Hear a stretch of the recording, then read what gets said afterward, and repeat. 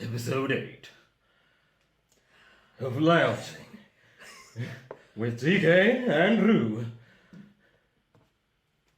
Lounging with TK and Rue, Episode 8. Vote Moscato.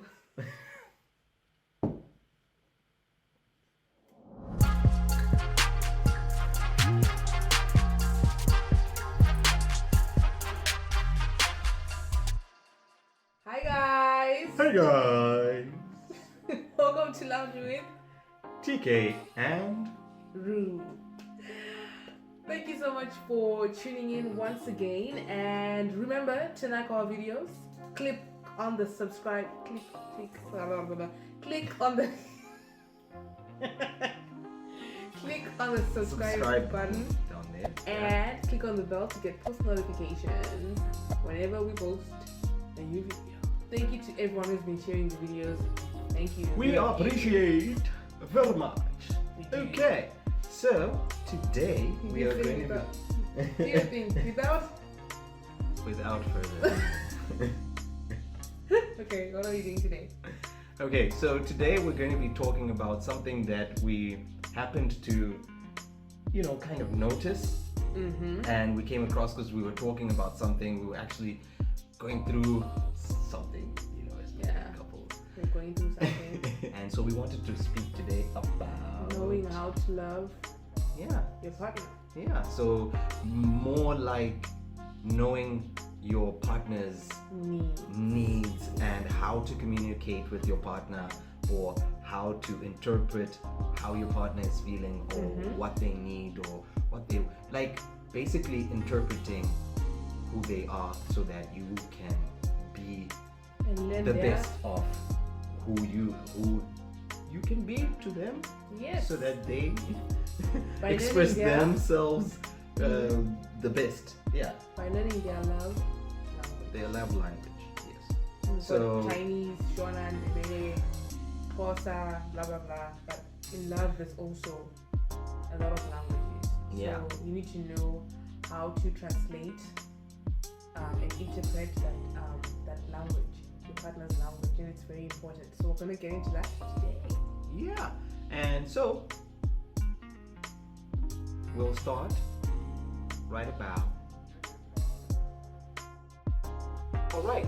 So, the same way, like my understanding, our understanding of what love is pretty much God is love, and we can, be a bit sketchy or skeptical about how can I be able to attain that level, because the same way that God is love, that seems very big, that seems heavy. And so if God is love, can I have that same godly love for my partner? And it is attainable, because as long as that is your fountain, that is where you draw it from, it's going to be that much easier to then draw it from you to your partner. Okay, so today we're going to discuss these love languages in relation to couples, whether it's you and your spouse. It can even apply to brothers and sisters, friends, People are siblings. dating as well. Yeah, You can apply. yeah. So we're gonna start with number. 1. All right. So the first love language is Words of affirmation. yeah. So as a man, I will confess this. Alright. As a man, there were certain things that I didn't know were a way of communicating love. Whether it were to my family members, my, friends or whatever. It was harder to understand how someone kind of interprets what, like your actions, or how you address them, or how you speak with them. And there are people that need reassurance, not because they're weak, let's get that straight, not because they lack anything, but because for them, a word of encouragement, a word of affirming who they are, or their efforts, or whatever the case is, but words to them actually mean a lot. So in this context, words of affirmation, I learned in our relationship, are something that is important to my partner.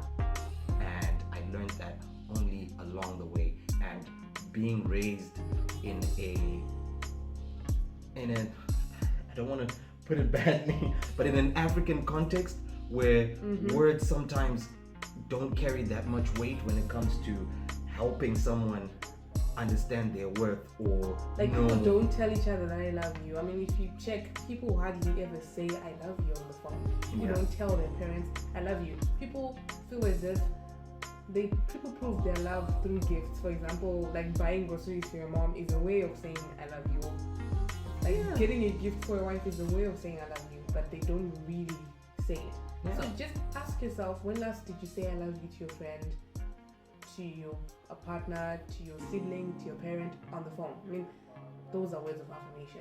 Yeah. So with that in mind, when it comes to the context of, in a marriage, we've come to learn that, these things are as important as some of the other things that we might tend to prioritize. Are they at the same level? Maybe not, which is why we're talking about these languages in the first place. Because for her, I'll let you explain it yourself, why that means a lot to you.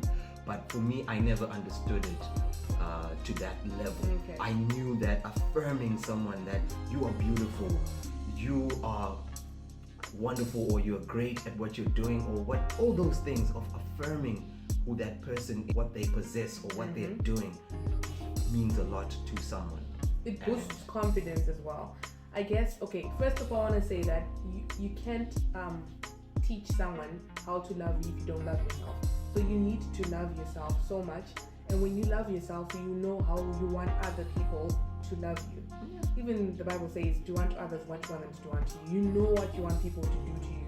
So you need to be that kind of person. You should be able to have that aura around you. That's so really loving yourself, basically what I'm also interpreting is that know your worth first. Know your worth first, so that now when you express yourself to others, they then get how they approach you or how they address you, and that way it becomes easier. Because if you're not of value to yourself, the next person will just treat you the way you treat yourself. Okay. So words of affirmation, why it is one of it might not be his best, like his top priority when it comes to love languages, but it is my top priority. Like it doesn't speak to me the way it speaks to me. Why? I grew up in a family where we would tell each other we love each other every single day. My parents made sure there was no time to be moody in the morning and to have those. There was no time for that.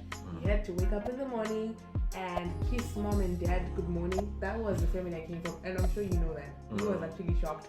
I talked to my siblings, and my siblings say I love you.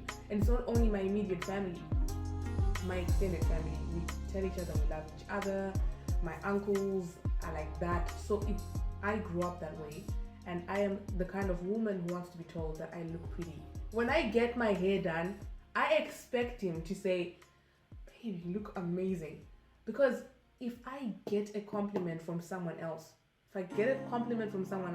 before he does, then I'm gonna be mad. Okay, I know, but I will be. Because I expect him to compliment me first.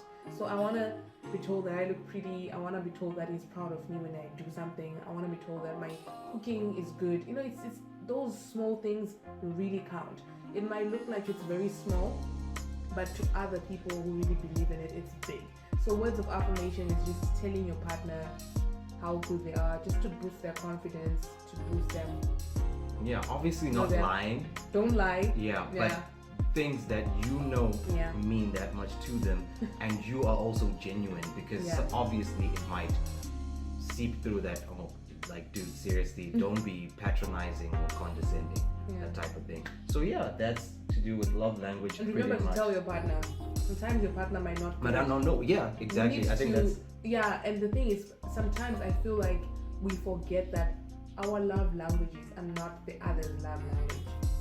Like that might be my love language, but that may not be yours, and I might get mad at him and say, why doesn't he understand? Because he doesn't relate to it. So you need to teach your partner how to love you. If you want words of affirmation, sit down. Don't expect people to guess. Sit down and tell him, babe, I really like it when you tell me that I look pretty. So when I get dressed, be honest with me and just tell me that I look good. I want you to tell me that you're proud of me. Be honest, sit down with your partner. That's what I did, and it's working out well for me. On to number one. Like it's working well for me. It's working out well. Number 2. Okay, number 2 is quality time. So this can be interpreted in a different way by different people. Yeah. So what our understanding of it was, for example, with me, quality time may be chilling, on the couch, cuddling and watching a movie. And maybe it might be a movie that I like, or watching a interesting docu-series. Excuse me. Or watching something interesting like a reality thing, where it's an investigation, or they're breaking down history, or they're talking about new findings, or whatever the case is, not trash TV, like reality shows. But Trash TV is amazing. I love chick flicks. I love reality shows. Okay, I don't love them, but I just watch. I don't even know why I do that, but it's a pastime. It's like bubblegum. It's like bubblegum TV. Does that make sense? Yeah. It's like a brain bubblegum. You just shut off your thing and just watch. Yeah. So pretty much for me, that will be quality time, or maybe we just go somewhere, beach or hilltop, and just watch over the city or whatever that place is. But for me, it would be like an excursion, go somewhere, chill there. But for her, it might be, I want to switch off all devices and I just want to talk. That's quality time to her. So you see the difference there already. There's an impasse, but it's not a negative one. It's just now understanding that, okay, now it's the way I see quality time is different from her quality time. But we then compromise by interchanging that or amalgamating that into one thing, where maybe it's, I don't know, to you it might be different, but we take turns. I'm talkative, I want to talk. I've seen that meme that says, the time when you're cuddling with your girlfriend or wife, and then it's quiet, and then she just says, babe, can I ask you something? That's me. I want to know what you're thinking about. I want to pick your brain. I love that. So when we're chilling, I love silence. I'm just he doesn't want to. I love just chilling, thinking that so tomorrow we're gonna do this, and that's gonna happen, and it may be something. He wants to watch a movie, so he doesn't talk that much. But no, that's not the reason. I want to talk about the movie. I want to talk about okay, I'm an oldies person. I want to talk about feelings. I'll be like, babe, tell me how did you feel when you first saw me?